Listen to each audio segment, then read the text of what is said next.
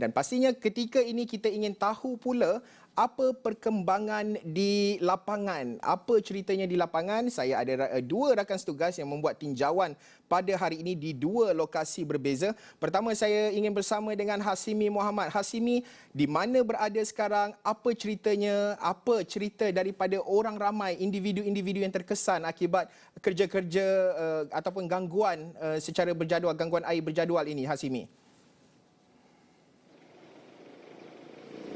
Baik, terima kasih Haris. Ketika ini lintas langsung di Kampung Baru bagi meninjau kawasan yang mengalami masalah gangguan air secara berjadual di mana dianggarkan sekitar 998 kawasan di Lembah Kelang membabitkan 5 daerah di Selangor akan mengalami gangguan air. Bermula pagi tadi sebenarnya 9 pagi sehinggalah dijadualkan pada 16 Oktober ini. Di mana kalau kita melihat kepada rentetan kejadian gangguan bekalan air ini pada September, hujung September dan juga awal September dan hujung Ogos lalu telah pun berlaku masalah gangguan air tidak berjadual melibatkan 463 kawasan di Lembah Kelang. Dan sebulan selepas itu ketika ini berlaku lagi sekali melibatkan lebih 3 juta pengguna di Kuala Lumpur dan Selangor mengalami masalah air berjadual susulan daripada penyelenggaraan loji rawatan.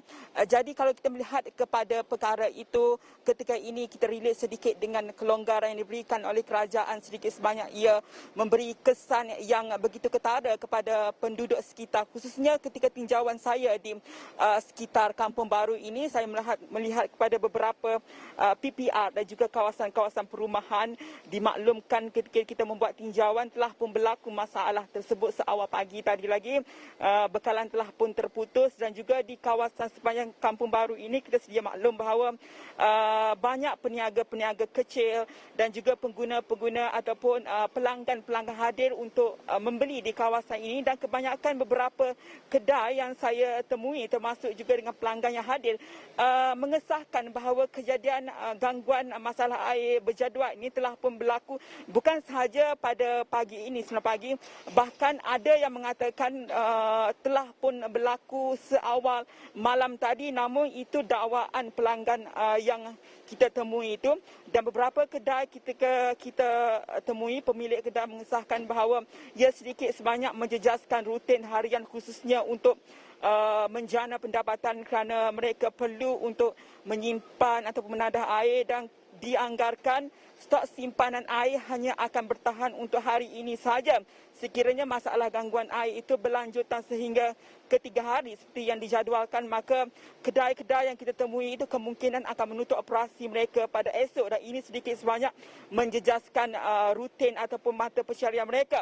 Dan kalau kita relate sedikit dengan rancangan Malaysia ke-12 RMK12 yang mana fokus ke-8 kerajaan adalah untuk memastikan bahawa sektor air ini dapat baik pulih, ditambah baik dan juga dimampankan. Bagaimana perkara ini boleh dicerminkan ketika ini kerana pembentangan RMK12 itu memperlihatkan bagaimana usaha-usaha jaminan kerajaan diberikan. Namun ketika ini catuan air masih lagi berlaku, dan kita harapkan RMK12 ini diterjemahkan dalam tempoh 2-5 tahun ini untuk menyelesaikan masalah yang dihadapi oleh rakyat. Jadi kita dengarkan keluh kesah yang dihadapi oleh ataupun diluahkan oleh individu-individu yang kita temui sebentar tadi.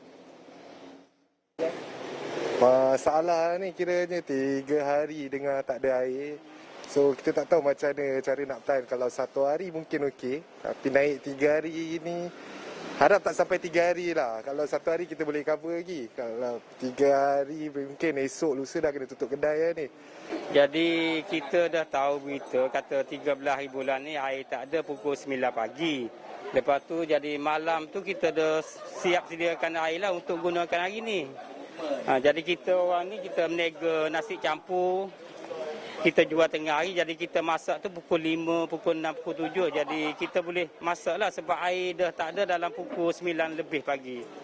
Cuci lah kan? Ya, jadi kita ada stok ni untuk basuh-basuh, cuci-cuci cawan macam ni lah. Tapi kalau esok tu esok dengan lusa tu memang dah tak boleh lagi dah.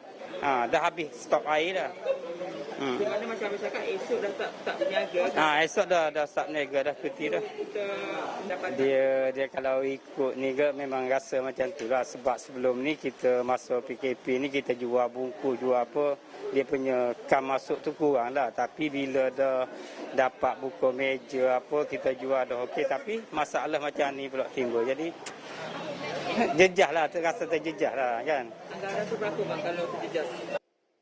Air dah start pada malam tadi lagi, bukan dalam pukul 9, pukul 10. Tapi saya dah buat persiapan lah. Maknanya saya dah ambil air, dah siap-siap letak dalam baldi apa semua. Saya berada di kawasan Titi Wangsa. Saya sampai beli sampai 2-3 baldi lah saya beli baru. Bukan dalam 5 baldi lah, bukan dalam besar-besar ni baldi saya letak kat dalam air tu. Saya simpan air siap-siap lah. Kira cukup untuk anggaran